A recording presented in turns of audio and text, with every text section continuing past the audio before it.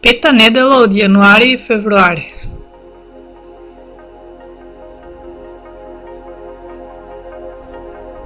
Во текот на своето месечно кружење околу Земјата, месечината наизглед поминува покрај секоја планета. Тоа ни помага да го воочиме и запознаеме сончевиот систем. Понекогаш месечината ни помага да го воочиме Сатурн, кој е на другиот крај од сончевиот систем. 2 недели подоцна, месечината е во линија со Марс.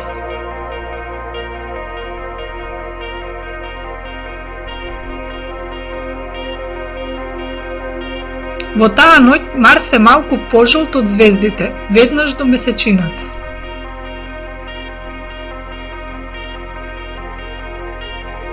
Запамтете дека месечината, Марс и звездите не се соседи. Месечината е многу блиску и светлината од неа стигнува до нас за секунда. Светлината која рефлектира Марс патува до Земјата 8 минути. Звездата покрај Марс е толку далеку, што светлината ја емитувала пред 400 години во времето на Шекспир. Звездите се многу далеку и се недостижни. Планетите ни се многу поблиску. Ние сме првата генерација на која сончевиот систем ни е достапен.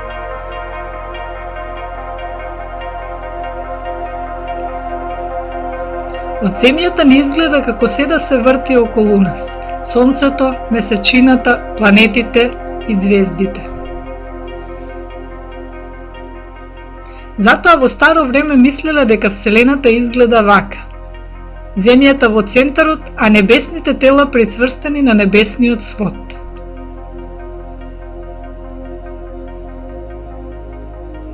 Марс и некои од планетите чудно се однесувале и се движеле наназад.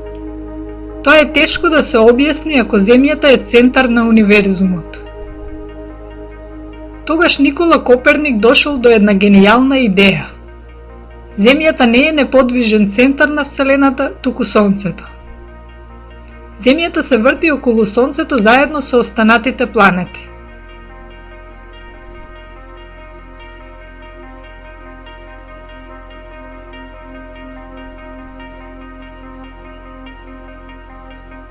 Тоа откритие ги променило нашите сваќања за Вселената.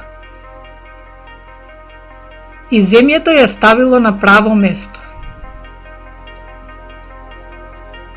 Денес на Вселенскиот брод Земја откриваме како се тоа функционира, делумно благодарејќи на Коперник.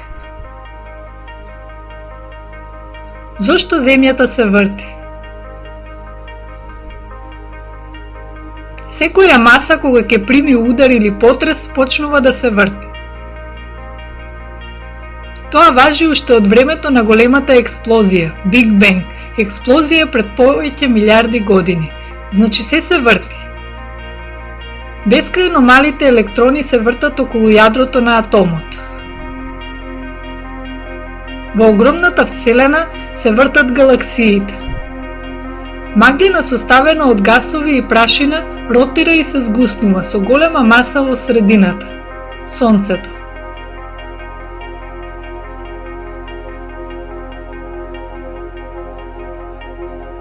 Остатокот продолжува да се врти и згуснува во планети.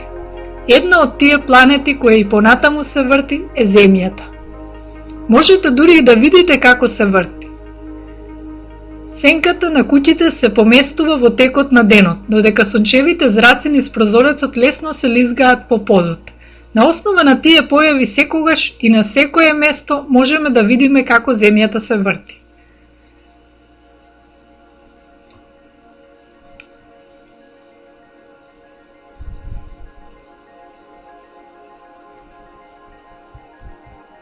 Земјината ротација е брза или бавна, зависи каде се наоѓаме.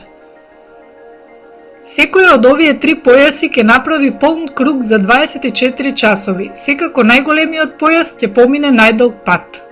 Затоа на екваторот Земјата најбрзо се врти, 1600 км на час. Затоа ракетите се лансираат од француска Гвајана и од Кейп Канаверал на југот од САД. Потребна е огромна брзина да се совлада гравитацијата. па дополнителното забрзување на ракетите од 1600 км на час е многу корисно. Во близина на оската на ротација на северниот пол, Земјата се врти со само 3 км на час. Таму можете да одите со брзината на вртење на Земјата. Помеѓу Шкотска и Канада, Земјата се врти со околу 900 км на час. Тоа е брзината на авион кој лета од Европа за Америка.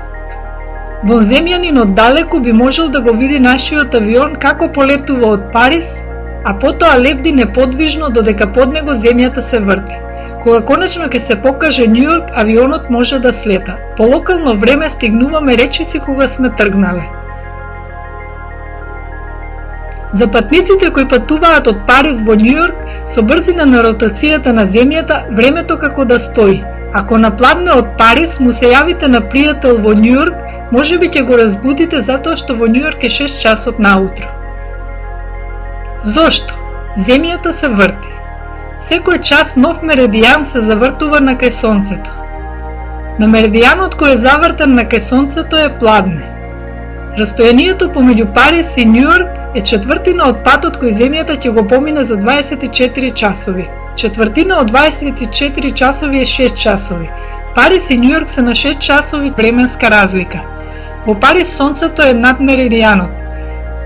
Видливо е од Њујорк, но само што излегува позади хоризонтот. Во истото време во Токио заоѓа.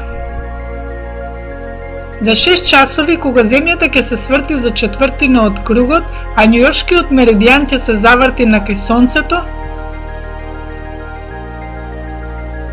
Сонцето ќе заоѓа на хоризонтот.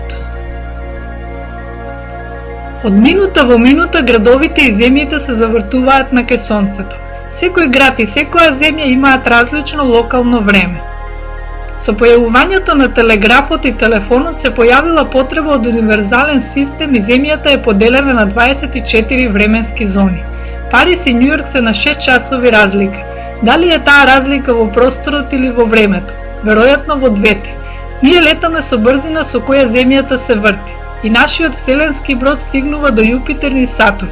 Нашите човечки димензии стануваат планетарни, а сончевиот систем ни е на дофат на рацете.